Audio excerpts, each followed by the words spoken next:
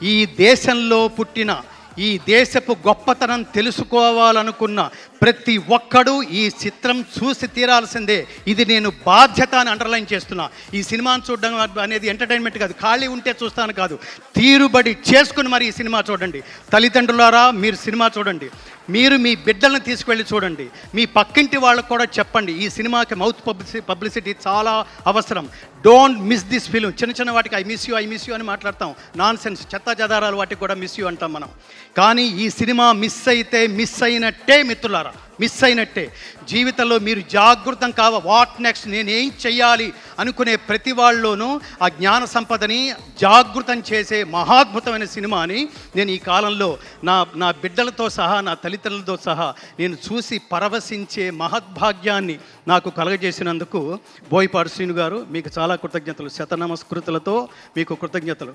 అలాగే కారణజన్ముడైన బాలకృష్ణ గారికి ఇంతటి అమేయమైన, అద్వితీయమైన, అఖండమైన, అగణితమైన, అప్రమేయమైన ఇంతటి మహోత్కృష్టమైన పర్ఫార్మెన్స్ థియేటర్లో పూనకాలు రావడం నేను ప్రత్యక్షంగా చూశాను మిత్రులారా.